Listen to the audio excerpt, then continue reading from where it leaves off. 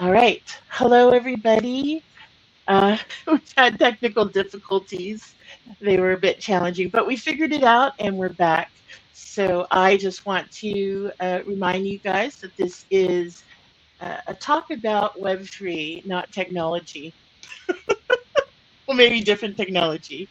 And with me today is Miss Ellen from Hawaii, and she's a founder of a really interesting project that I'll let her share with you about Inoa.ai. So anyway, Ellen, how you doing? Introduce yourself, please. Thank you, Nani, for having me. I mean, it's an honor to be on your podcast and letting me share my story. It's going great. It's been a long day, so I'm glad we have some time to sit down and chat about Web3, NFTs, and yeah, it'll be fun. Oh, well, thank you. Thank you for joining me. I have to say, she's just been in my corner. I feel like I have somebody who's always supporting me, which I really appreciate it. I want to point out again that Ellen comes from that fabulous WebTree Hawaii collective that of a bunch of people that are super smart and are really helpful, very supportive. So that's how I know her. That's how I met her. So why don't you kind of tell us your Web3 origin story? How did you get into this? How did you get into Hawaii? Yeah, sure. So, this journey into Web3, I would say it wasn't something that I planned.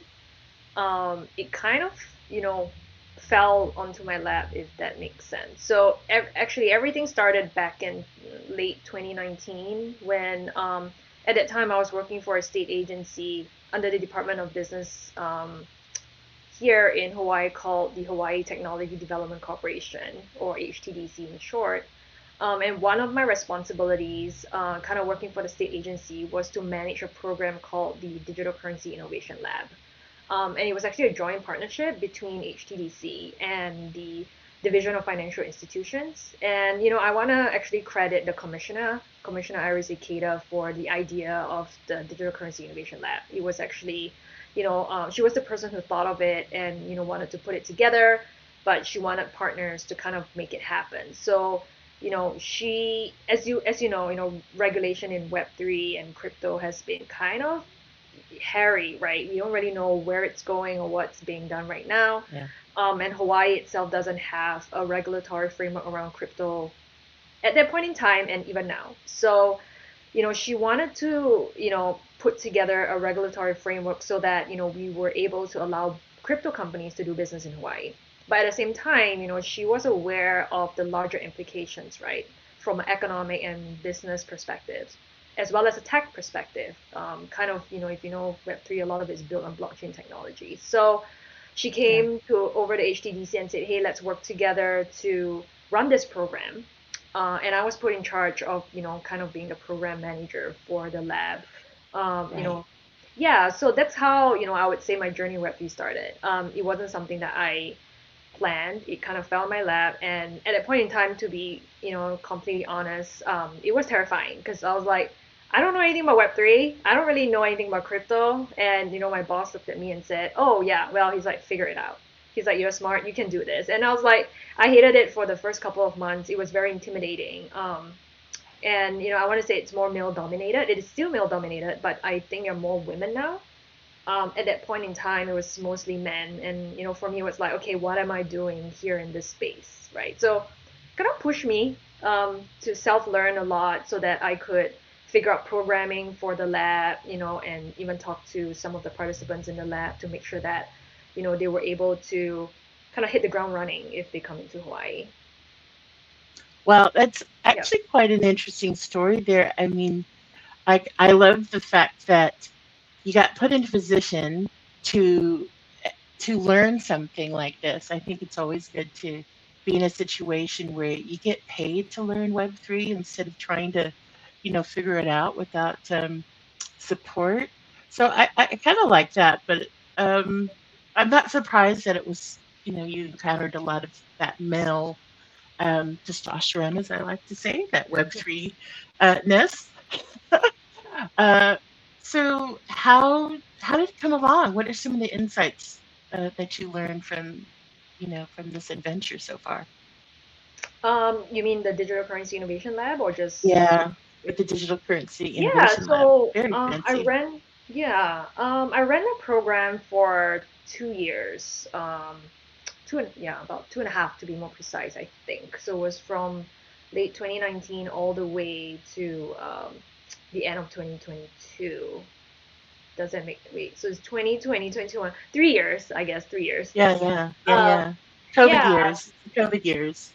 yeah. So I mean, the first thing I think that was really interesting is, kind of we realized that Hawaii actually had a huge because as so basically how the program works is we have an existing law here in Hawaii which basically requires money transmitters, right, to apply for a license called the money transmitter license.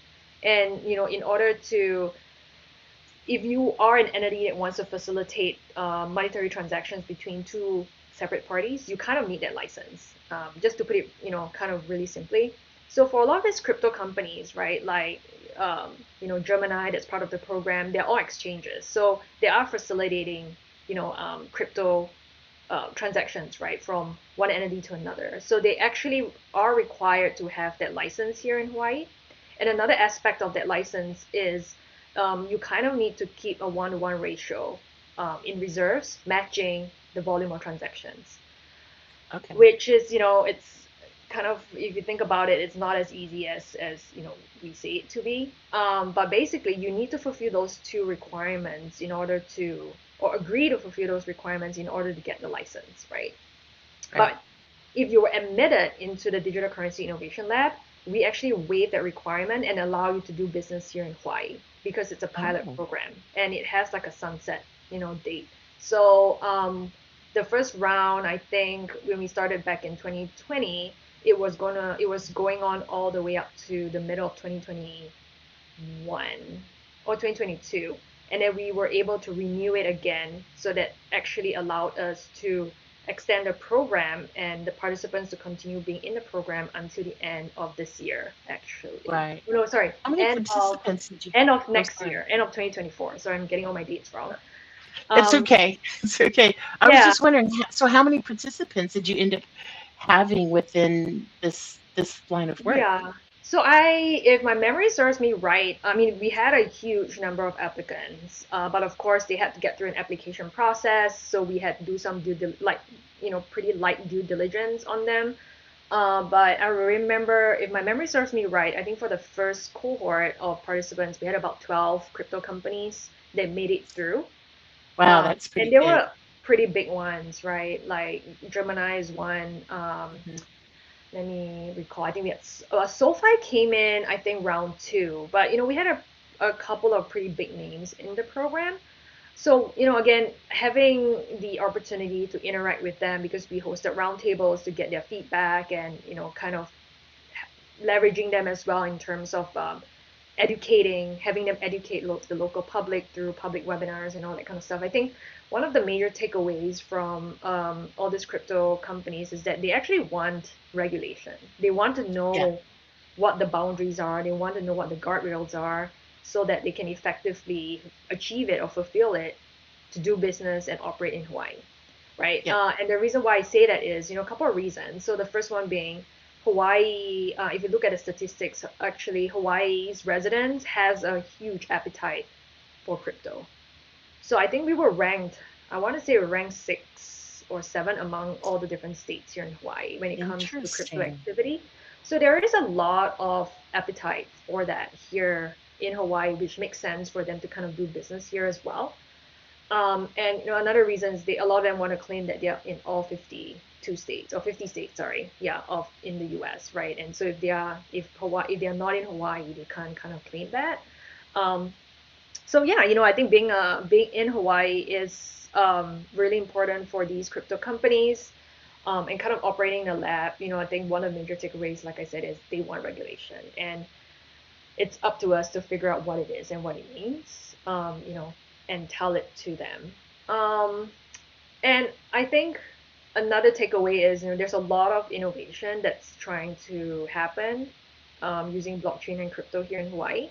And Like without, what? yeah, without proper kind of regulation or having this, I would say kind of this regulation being in limbo right now in Hawaii is actually really hard for a lot of local businesses to kind of take off, right? Especially if they want to dabble in blockchain slash crypto projects. I would say crypto Right. projects more specifically because you don't really Right. crypto for blockchain. It's kind of, it can be independent. Can I ask like what kind of projects that they did? There maybe like just a couple that was done in Hawaii. Yeah, so I think a lot of projects, that I know of, for instance, revolve around facilitating crypto transactions. So again, Okay. without having that license, right, you're kind of breaking the law or it's kind of classified as illegal activity, Right. right? So that has to be defined. So, any kind of project that involves any form of crypto transactions from one party to another, or whether they're facilitating that transaction between two parties, all of that needs regulation. Okay. Yeah. All right. So then, one of our the talk about what we're going to talk about was NFTs for social impact. So I was wondering, were any of these projects that you were dealing with the state of Hawaii with the innovation lab, were any of them NFT projects?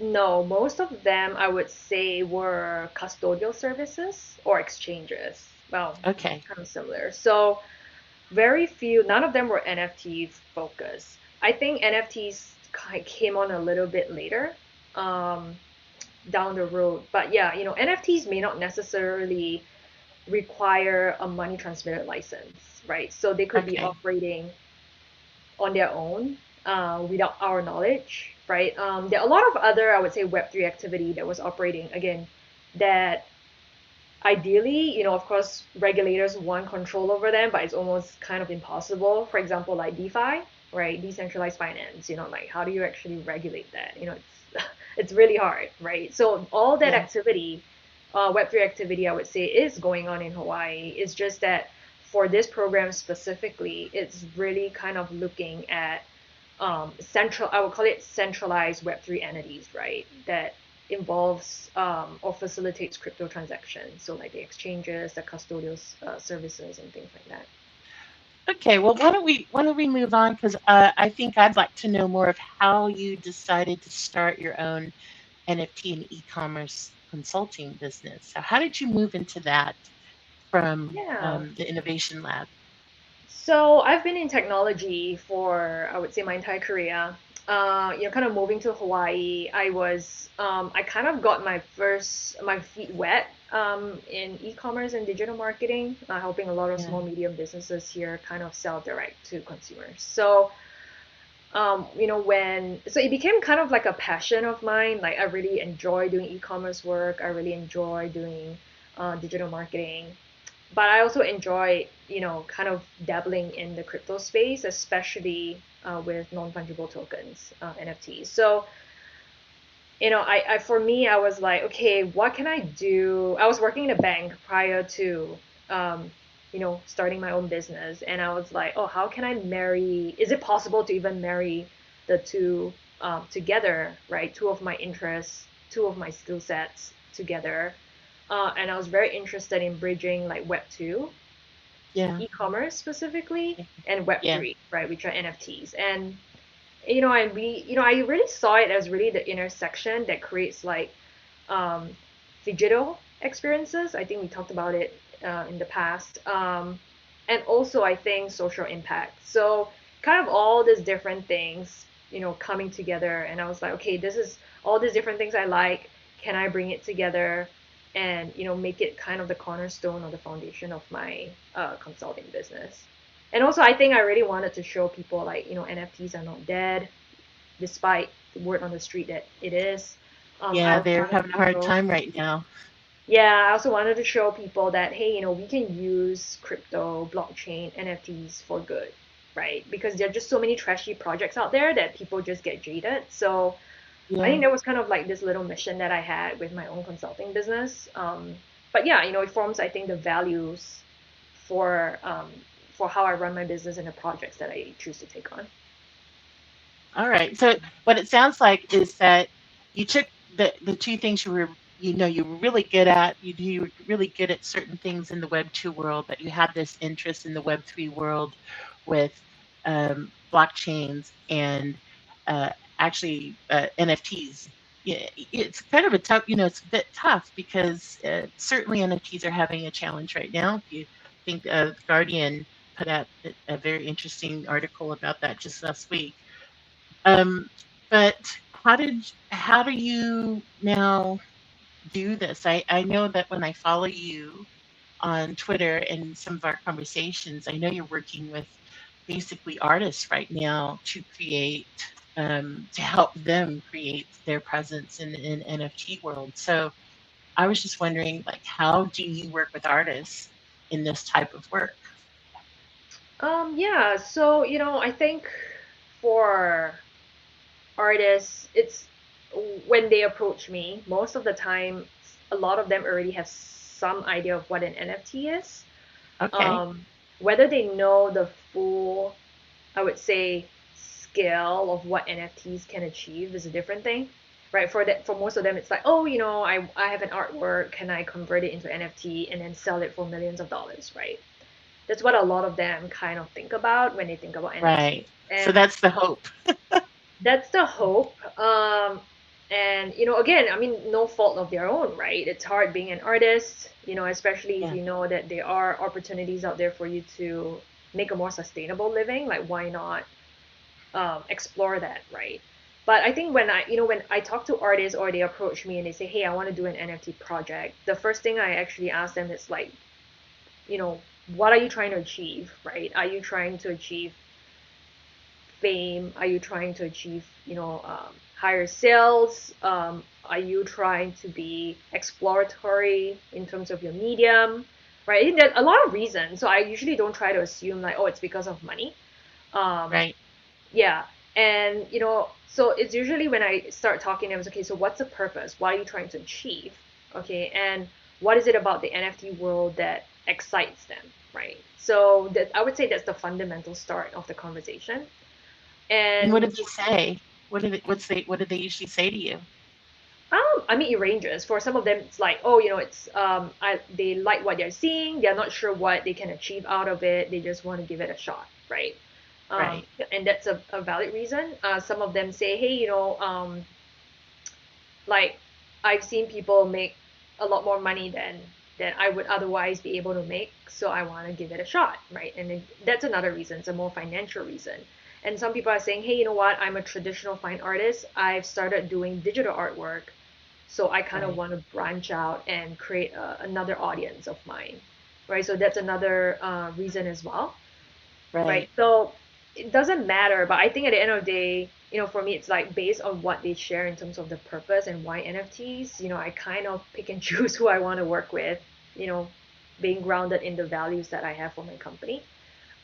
But also, I think what's really important for a lot of artists as they embark on this is like, what is, their current brand um, value or brand presence like? Because all these are different factors that kind of play into the viability of the project, right? So if you're just started as an artist, you don't really have an audience, it's not really that you cannot start an NFT project and make money. You can. It's just that it's going to take more time or it's going to take more resources, like financial resources, to get a team together to kind of hype you up, right?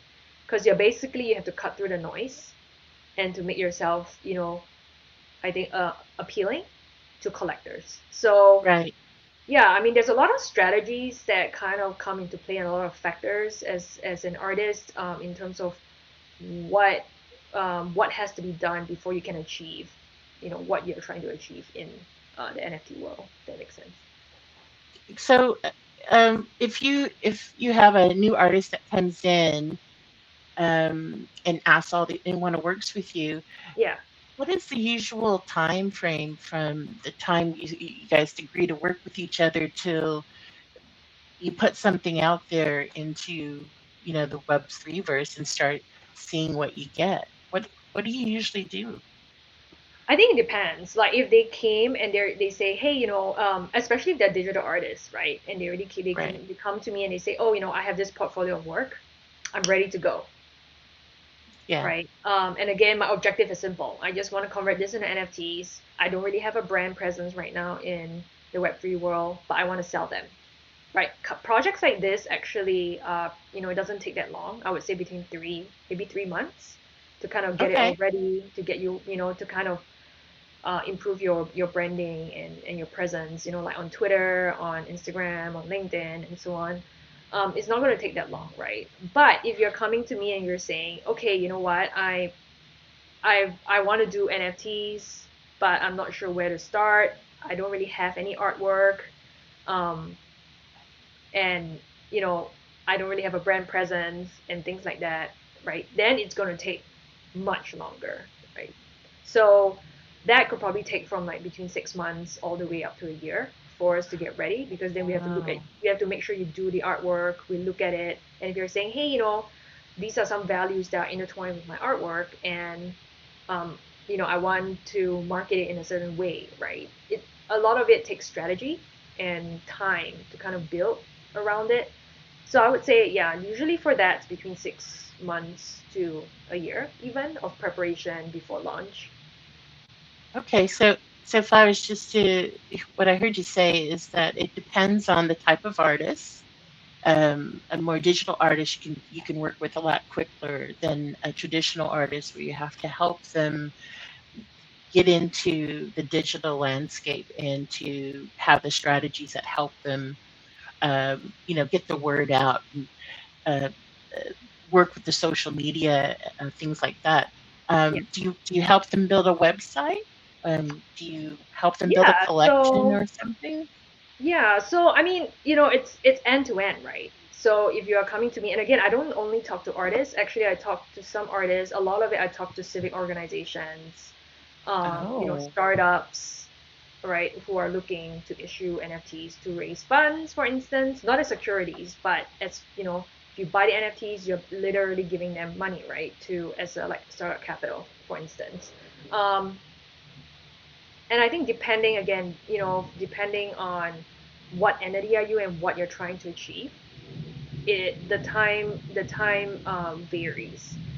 So for instance, again, if you're coming to me as a traditional fine artist, you have a very basic website, it's not up to date, it doesn't show your entire portfolio, it basically doesn't scream, I would say, sexy, right, to collectors.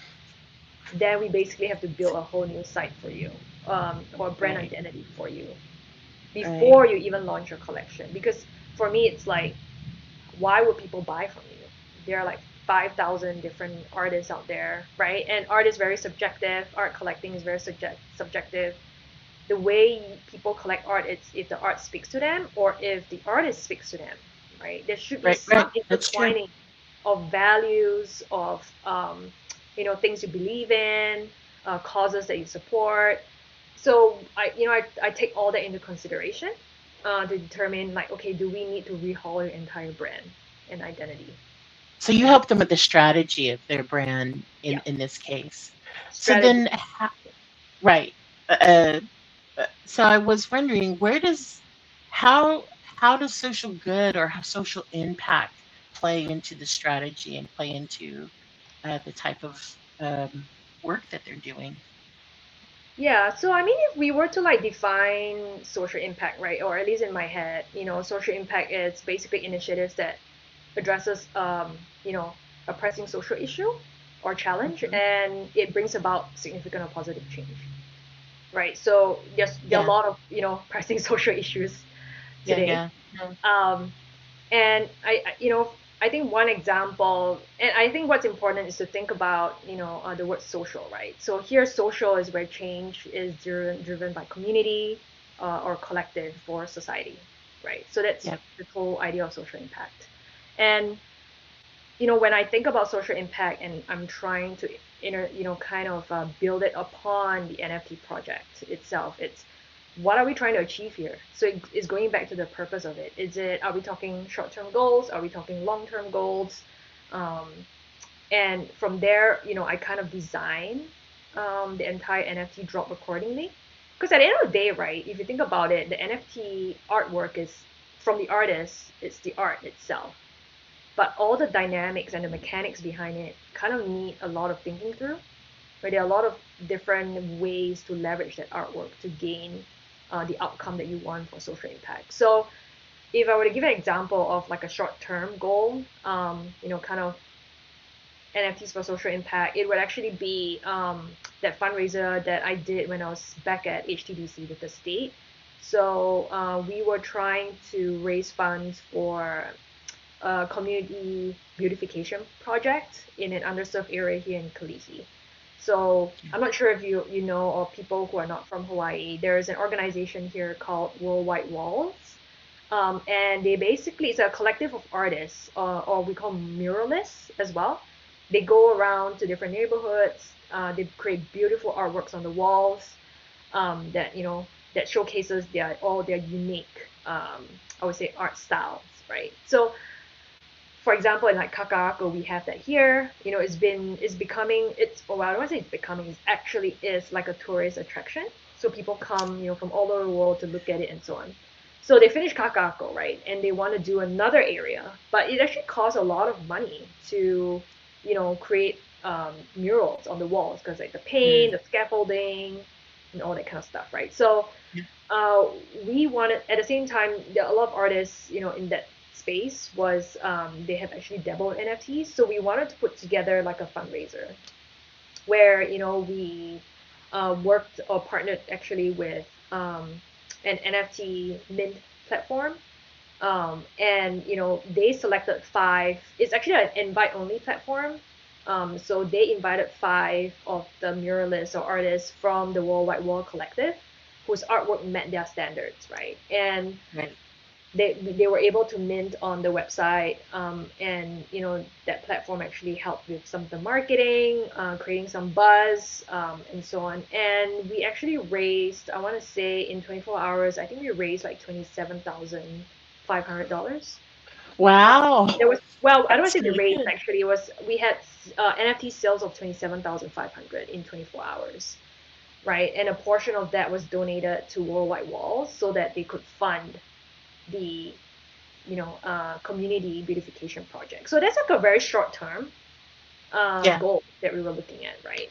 Yeah. Yeah. Um, long term would be, long term I would say would involve things like community building, because like I said, for social impact, you need large scale movements to, Yeah. right, create that impact. So um, I would say a lot of the robust NFT projects that we see today, it's really grounded on community, right? So it's bringing together like-minded people who share similar interests, values, and where the NFT comes in is, you need to purchase the NFT to be part of that community. So you have kind of like skin in the game in a way. Yeah. Yeah. Yeah. Yeah, I think So that's like being as a collector of anything that you really like. People will mm, pay attention to you more when you've actually shown that you value it compared to being a looky loo or something like that. So yeah, I know where Kalihi is. That's where my grandmother, your grandfather lived, yeah, where the family house is, and my mother was raised there. So it definitely could use some of the beauty from art, for sure. So well done. Let's move on. I was wondering if you wanted to share. I know we had a conversation about this, but if you wanted to share how you came up with the name Inoa.ai and talk about your site. yeah, sure. So Inoa, for those who are not familiar with the Hawaiian language, Inoa actually means name. And I chose the name, pun intended, because, for me, NFTs represent kind of your digital identity in a way. Because a lot of people nowadays, they use their NFTs as, kind of their avatars, right? And in the future, they're saying like, oh yeah, you're going to use your NFTs in the metaverse, so it's going to represent you, and so on. So when I think about NFTs, I think broadly more of digital identity, right? Mm. And the only other thing that I could think of that would really impact your digital identity that's not visual is your name. Um, because you are kind of really known as yourself by your name, right? Like if someone calls me Carol, I'm not going to answer it because I'm no Carol. I'm an Ellen. And I think Nani, you probably remember, like, I think what kind of struck me was if you look at tombstones, the biggest thing that's written on your tombstone is your name, right? Yeah. So Yeah. when you come into this world, the first thing that's given to you is your name, and when you leave it, the last thing that's there it's your name. So for me, it's I think your name it's something that's very important, um, and it's a large part of your identity, and that's why I kind of chose that because I wanted to help artists, small medium businesses, creators, establish themselves and their name and their brand identities using their name. Yeah. Yeah. Yeah. We've had this conversation because, of course, I'm going to ask, because Yeah, I know what it is.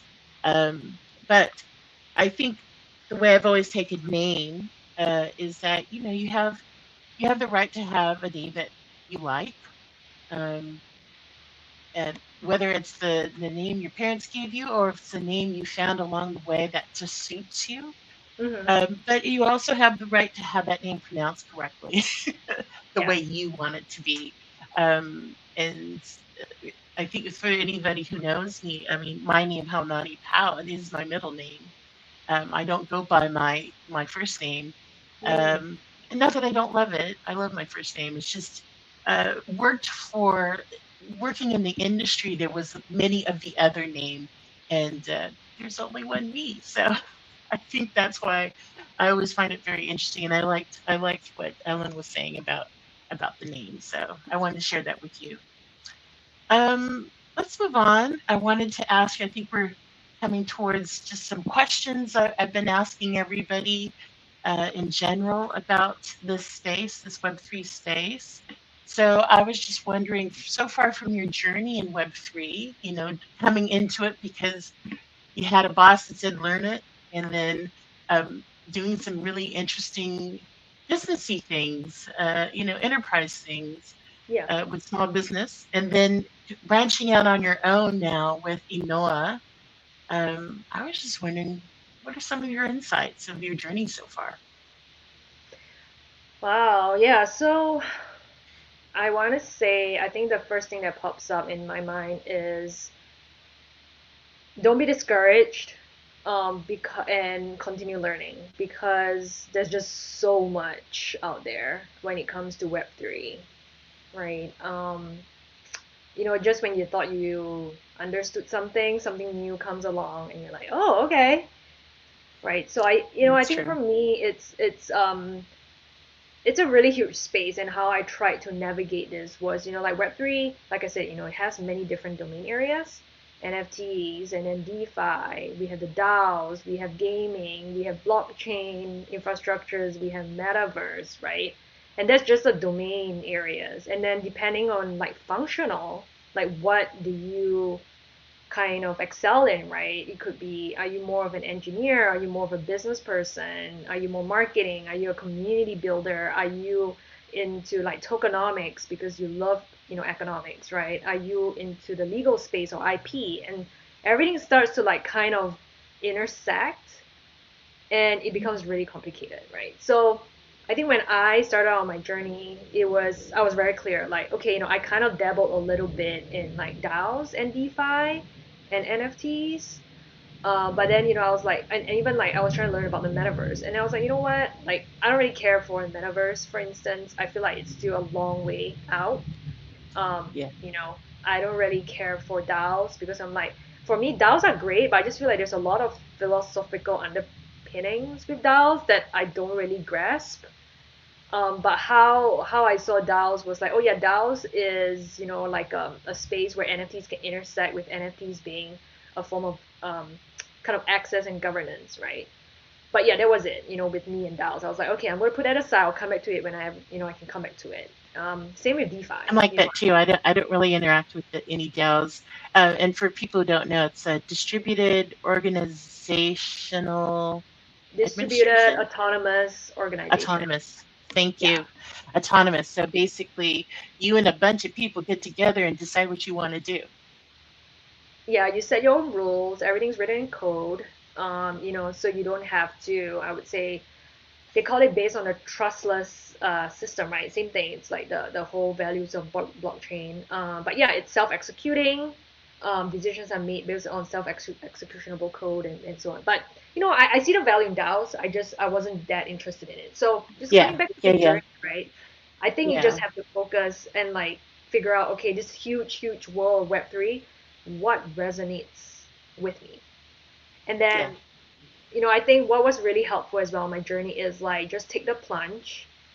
And you have to take a little bit of risk, but I would call it educated risk and participate in projects because by participating is where you learn. yep, So you could be like, yes, you buy an NFT or you go and buy some like I say cryptocurrency on like a centralized exchange so it's safer and then if you have a little bit more guts you try opening a wallet and kind of transferring money from that to a wallet things yeah, like that but I would say to yeah. be involved in some form of action to I would say expedite I guess your journey into web3 or you could join a community in a Web3 community if you don't want to actually do something yet, but just observe what people are talking about.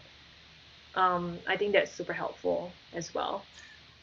I think you've kind of moved into some of my next questions, but what are the three things you think people should know about Web3? You sort of talked about it a wee bit just now, but what do you think? Yeah, I think Web3. Well, the first and foremost, people need to understand its base. Well, it's built on blockchain technology. Yeah, I think people forget that sometimes, and they're like, "Oh yeah, Web3, and then they don't remember what the underlying technology is. And I think one thing that sets Web3 apart from whatever we are familiar with is this whole idea of ownership, right? Ownership of your identity, ownership of the data that you put out on because it's captured on the chain and so on. So ownership is a big thing in Web3. And I think the yeah. third point would be, I would say Web3 is coming. I don't think we're really here yet because I think we're still figuring it out. I want to say we're kind of like Web 2.5, not really Web3 yet. Yeah, yeah, yeah. No, I agree with you. I know that when some people ask me about it in the design space, I'm going, well, the two main things that I always really have to think about is really anything with identity, with your wallet, and the other is transactions, which are two things you probably have to deal with anywhere in the Web2 world to begin with. I mean, log in and whether I buy something and click on the button, that's pretty much uniquely hard to do in the Web2 world. It's also hard to do in the Web3 world. So I always say those are the same. But if people were wanting to learn more, where would you recommend they go to learn more? So kind of just thinking back on my journey, I mean, I don't think it's changed a lot, to be honest, but I would say if you were fresh and you're like, okay, I need to like start learning, some of my go-to sources like really early on was blogs and information repositories by, like the major chains. So like Bitcoin, Foundation or Ethereum.org, they have a lot of, really good information as they try to explain what they're trying to do, right? As well as I think the more reputable Web3 companies, they all have blogs where they explain different concepts. So I would say like Gemini, Coinbase, Consensus, things like that.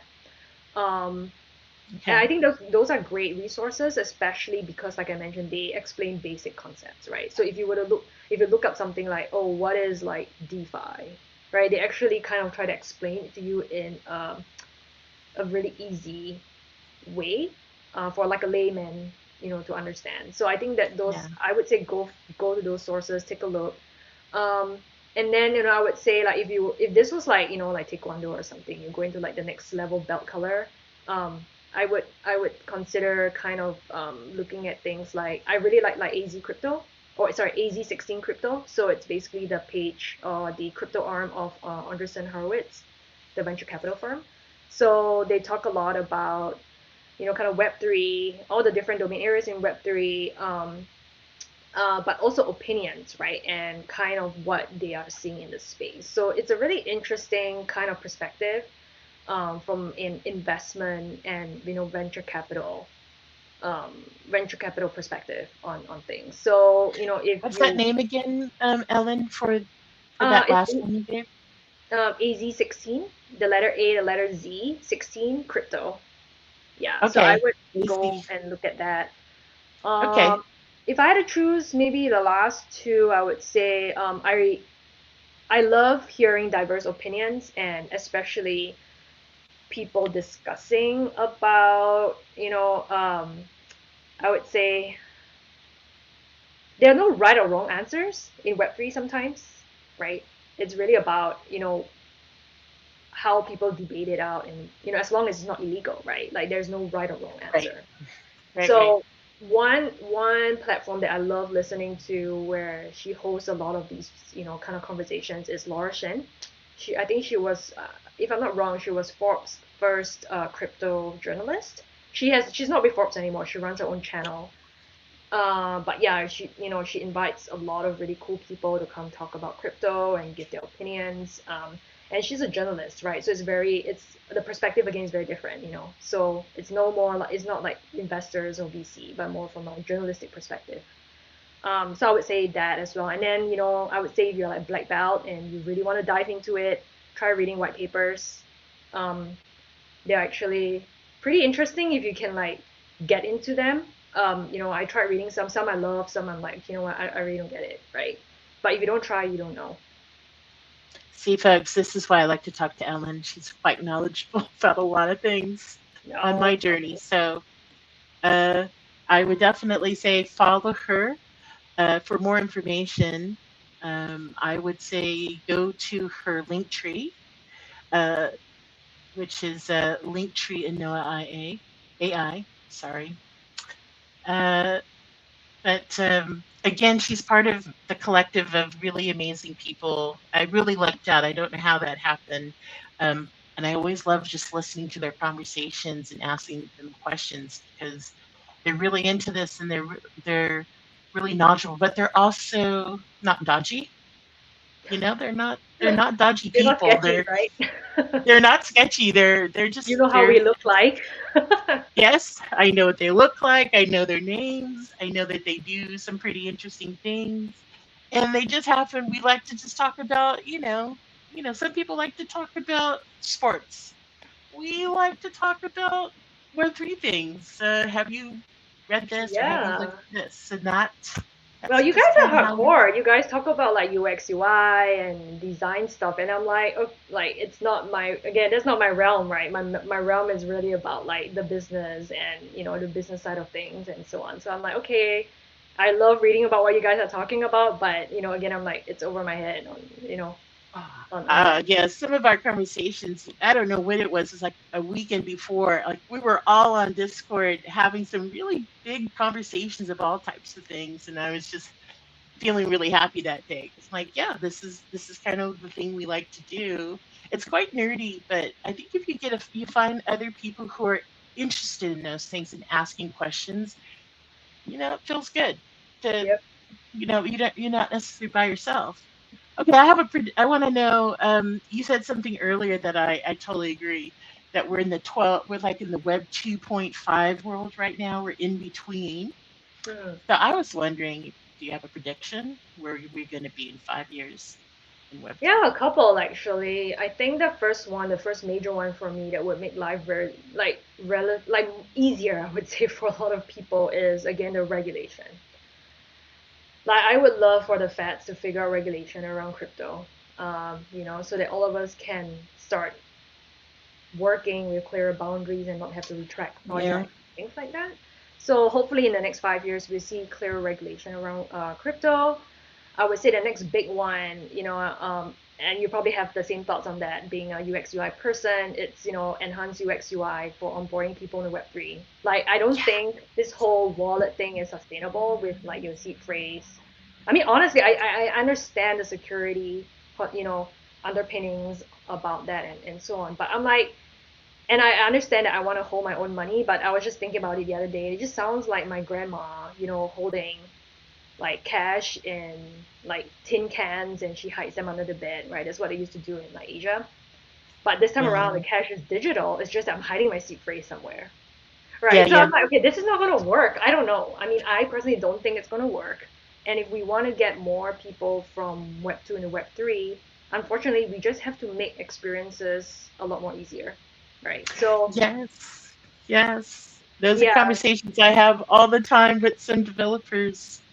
Um, yeah, about the very thing is the boundary to cross over is too challenging. It's easy to make a mistake, and that mistake can be is not something you could recover from, because that's the whole that's how blockchain is. It's one of those things. It goes on it. It's there forever. Like that really silly picture that you put on Instagram of yourself doing something stupid. That one. But I do feel that that is a barrier to entry that will keep people from transacting. And if they don't transact, then the positive things about blockchain, and when I say that, it's things like it's transparent, it's open source, it has all the information that nobody can change, and you basically will own that, whatever those things are, you can own it. And there's anonymity, unless people can read hashtags or yeah, the hash crypto. Um, they won't know it's you. They just might know that you spent quite a bit buying a board ape. I don't know, yeah. but I So do. it's I do think those are. I think those are two really good predictions. I do think they need to happen. Just like you said, regulation will help people and businesses to actually start figuring how to use it in a way that yeah. works for their needs. So I agree. Yeah, I'm not an expert in like account abstraction and things like that, but that's where I think has going to have a lot of impact on UX UI. Maybe I'll just kind of just add two more. One is I think it'll be really interesting because I don't know if you remember, but back in Web 2, right, we had like it's basically like competition of with among different platforms to see who dominates. And I think we are kind of in that phase right now with Web 3. So there are all these chains that are coming up, layer ones, layer twos, and so on. But I think in the next 5 years, we might see kind of a convergence or a dominance of chains. I mean, Ethereum is already dominating, right? But again, there's still talk that, Ethereum might actually disappear, and it'll be something else. Who knows?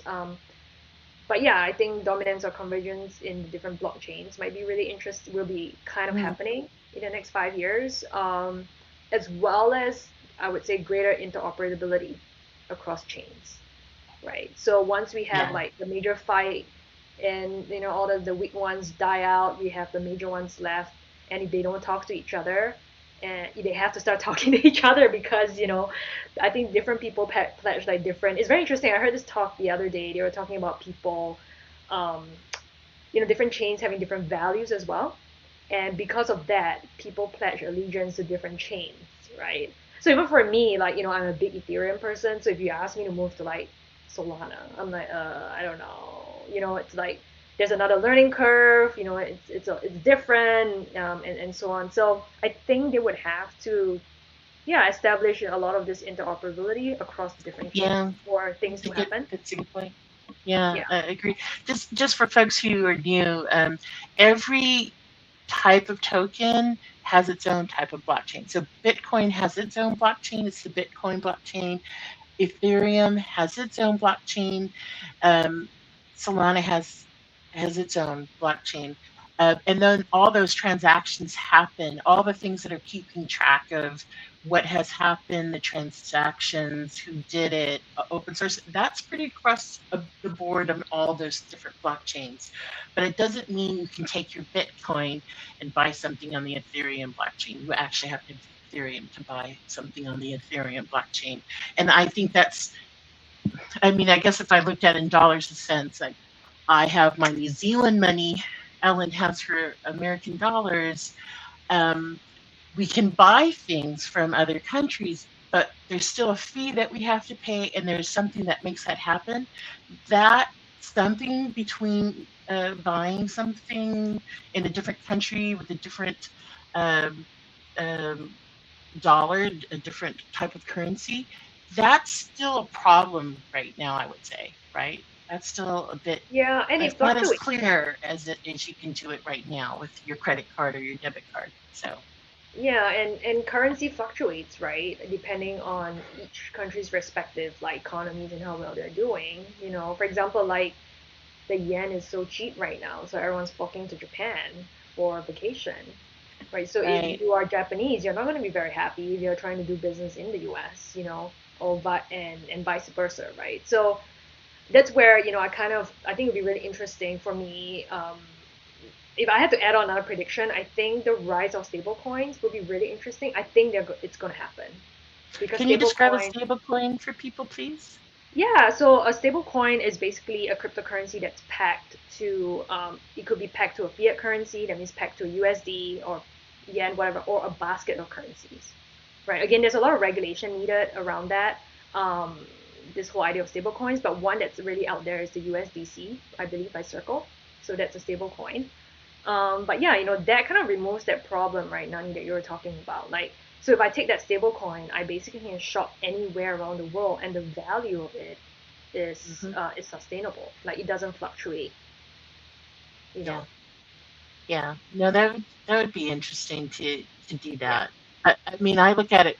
I look at this from as a person who is from both countries, who has assets in both countries, and things that I would expect when I get older from both countries, trying to navigate what that could be. Maybe a USD stablecoin could make that a lot easier. Who knows? Yeah. No, But and since the uh pardon me. oh no, go ahead. What were you saying? No, I just think those are kind of the user experience challenges that I don't yet think we talk about in Web3 yet. Of you know, this the type of use cases they have, and they always talk in that sense of it's a use case. Hmm. Um, they've been addressing, you know, issues of interoperability or being able to deal with smart contracts a certain way when things have been fulfilled, it gets executed. But when you look at it from a human perspective, the user experience perspective, which is where I come from, as an immigrant woman who is um, years away from retirement, but that's still like I'm closer to that than you are.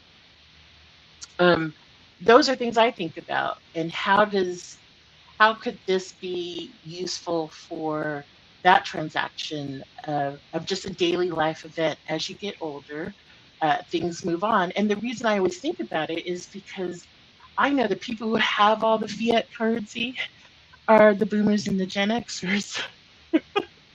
And I want to see how do you have that transparency, ease of use for them to do something as simple as they go to Japan or they travel or they, who knows, they pay a bill with I mean, a US, token, like yeah, those kind of things. it could be Sometimes I wonder. cross-border transactions or remittances, right? You Yeah, know, like if a yeah, lot of people are working in the US and they need to send money back home. I think yeah, this would be a that's good true. use case. Yeah, no, So yeah, stablecoins are really interesting, but I think, I just, since, I'm a proponent of NFTs, I have to add this last one, right, as a yeah, prediction, which is, yeah, I think there'll be a greater adoption of NFTs by the large brands in fashion and retail, right? To bring about those, I call it the digital experiences. And it's really interesting because I don't know if you saw the news today. Walmart actually is doing their first NFT kind of drop. So they are partnering with this project called Pudgy Penguins, and they're going to have 2,000 stores across, well, Walmart stores that would have the Pudgy Penguins NFT collection. So you can actually buy the plush, and it opens up like your gateway to the NFT world if you have that Pudgy Penguins plush. And you're able to actually huh, customize your forever PUBG characters. So they're gamifying the whole experiences. But what's interesting is that now they're bridging, like I said, in-store physical product, right, with the Pudgy Penguins NFT collection. So these are things that makes it really interesting, exciting for me because if you don't do that, people are not going to just organically go into the space, you know. Actually, this is kind of interesting. I don't know much about the penguins. I like penguins, but I do know back in the day we had um, those little beanie babies, right? Hmm. And that was a world phenomenon. But kids wanted it. Parents were losing their mind trying to buy their kids Yeah. that or a cabbage patch. Like it's definitely one of those scenarios. So now here's your parent going into Walmart. You buy the kid for Christmas because interesting, they're releasing that before Christmas. Hmm. They buy their kid a pudgy penguin that they can play with. That's tangible. That's real life. But then they're getting this NFT, which it's almost like a way to have your kids start investing, even though that's not what they're thinking of, right? They're playing with a penguin. But the value of that, say in 5 years or 10 years, if how Beanie Babies went, or not that, but even when you look at Marvel, Star Wars, collectibles, Yeah. by the time that kid gets to be 18, if they still like it, that might be something really interesting. If they don't, that might be something to sell that could, I don't You know, know what? buy a It's car. Oh, it's interesting that you brought it up because I think they thought this through really well from a longevity perspective because as with the blockchain, the beauty of the blockchain is you get royalties for anything that's traded, right? yep, yep. So I believe for the PUBG Penguin NFT holders, they get licensing royalties paid through the blockchain if the corresponding toy of the NFT is sold or used in some way. Yes, because it's in the smart contract Yeah.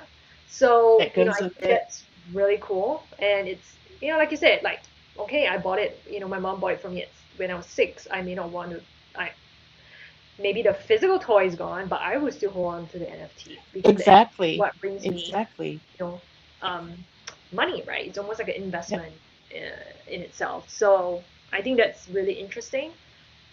I haven't seen the numbers yet for the Pudgy Penguins NFT collection, but I think I heard that it shot up after the announcement today with Walmart. Well, Walmart. Can't shop at you because we don't have a Walmart in New Zealand, but there you go. I, Yeah, I'm I so haven't. tempted to go get my own Pudgy Penguin now, actually. Yeah, if you do, I think you have to share the picture because I want to see what it looks like. I don't even know what it is, Yeah, I but might my go to mother-in-law Walmart really loves later penguins, so and get a Pudgy Penguin.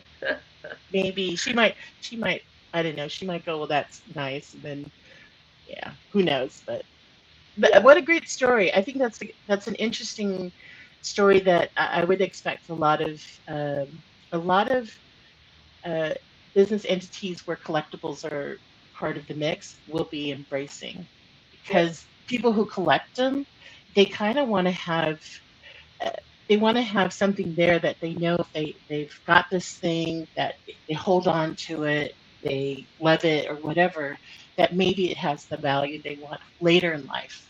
Hmm. And I could see it as a kid. Hey, kid, I got you this pudgy penguin when you were 2, and now you're going to college, and oh, here you go, sell it, go pay your fees, goodbye. Who Yeah. knows? But what an interesting story. Anyway, I think we're getting down to the wire. Thank you so much for coming. Yeah. Thank you Uh, for I'm having me. sorry about that mess in the beginning, but this worked out really well. I think the sad part is that maybe people wouldn't be able to ask you questions. So I'm just saying, if you see this, people, please put a question, and I'll make sure to send it to Ellen, and she can, maybe answer it afterwards. We Or they just kind of, can yeah, they can drop it in sorry, the they can drop it in the YouTube yeah, Q&A, right? So yeah, yeah, I'll yeah, check. I mean, they're yeah, welcome to email me, or I'll check it from time to time to see if yeah. there's any. So remember, this is where you can get all the information about Ellen to Inoa AI off a link tree. Um, I would just reach out to her and ask her any more questions. She's obviously a smart egg and really has a passion for this stuff.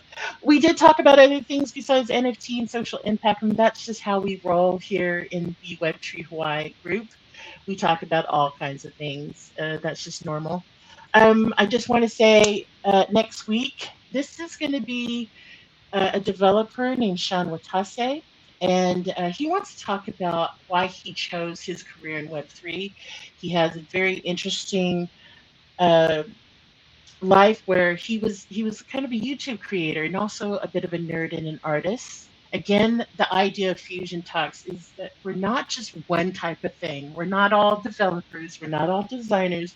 We're not all business. We kind of have this sweet mixture of a couple of those things, and it leads to some pretty interesting conversations. And I think Sean's one of them. He is always sharing things with us in our Discord, our WebTree collective Discord, about some of the cool things that he's doing, and I'm looking forward for him to just share this. Hopefully, get everything sorted out so um, it could be more live stream. But you got Ellen. If you like this, do the things where you thumbs up it, you subscribe so you can be rest assured that you know what's coming down the pipe. We will be having, I would say, two or three more talks. Um, will be Sean. There'll be following them is three people from California who are UX designers finding work for other designers in Web3 projects with startups. Yes, I know it's pretty cool. I've been waiting for this one. Then after that will be a person who created an AR project. I had to talk to him. I'm talking about you, Lakeisha. And there's probably some other ones, but for now, it's just my WebTree Hawaii collective and some friends from the mainland, all people that I know and all places that I know. With that said, that's our Discord if you want to join. But that will be the UXA Discord, not the WebTree Hawaii, because that one is special.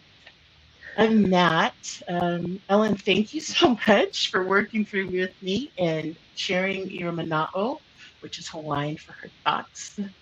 Um, I really enjoy talking to you. I know a lot of other people really enjoy talking to you. I love your passion, and I really appreciate all the time you give us. So, anything you want to say before we hang up and say goodbye to the world?